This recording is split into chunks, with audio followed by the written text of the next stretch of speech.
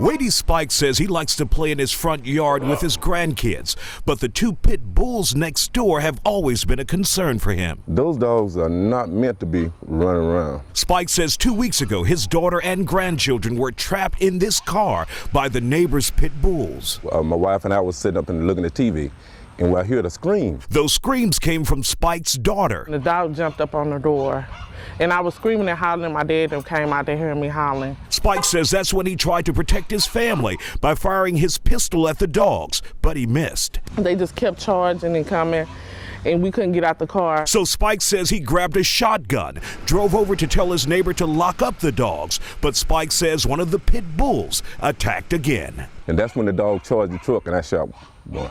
One dog died, and Spikes, well, he was arrested by HPD, charged with animal cruelty, a felony. He spent 5 days in jail while his family had to raise his bail. I feel like I'm the victim. Yeah. I go to work every day. I come home. I don't bother nobody, and nobody will bother me.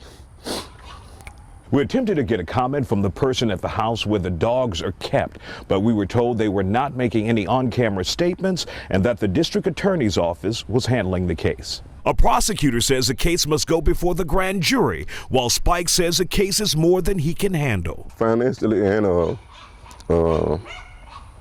mentally. Yeah, it's taking a big toll on me. In Southeast Houston, Isiah Carey, Fox 26 News.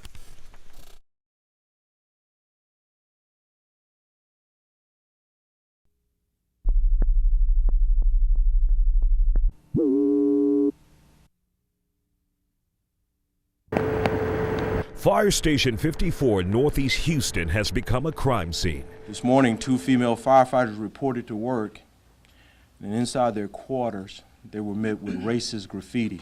Some say that graffiti was not only racist, but sexist. Others describe it as vile and hateful. This is one of the pictures obtained by Fox 26 News. The words "Die B-word" were scrawled on one locker. The messages were shocking to veteran firefighters. I want to say without a doubt to everyone that this is an act of hate. This is a crime. I had a chance to speak to one of the female firefighters after she arrived at the station Tuesday morning. The women, one African American, the other white, were in tears. So what's the motive?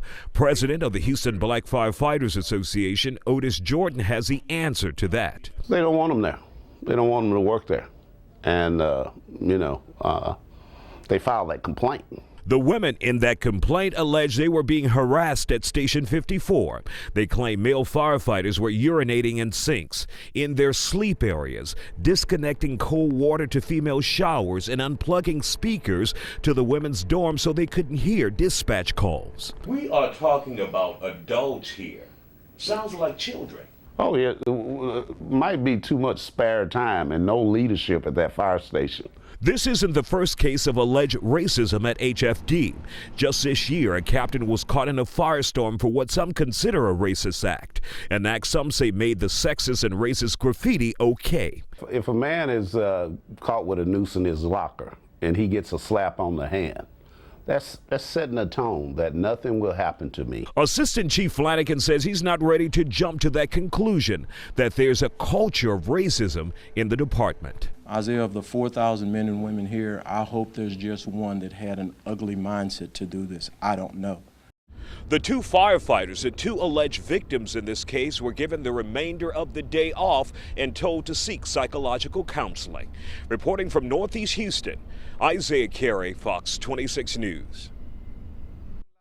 He said, yo, bro, you got the time? It was last August when Fox 26 News first tracked down Yondell Johnson, a man who said he'd lived a nightmare. They all jumped up on me, and then one of them got me down by my ankles, and that's how I got to the ground.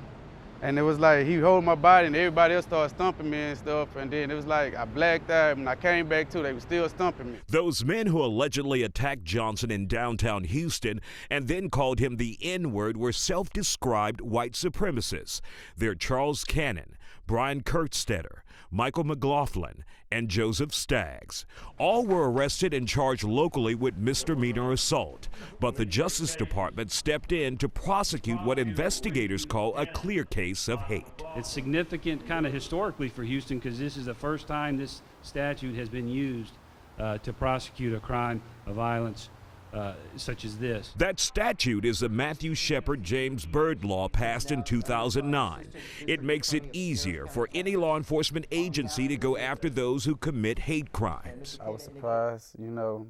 I'm glad that they did come in because, like, if they wouldn't have interfered with the case, the state would have released them on a misdemeanor charge. This is Yondell Johnson today.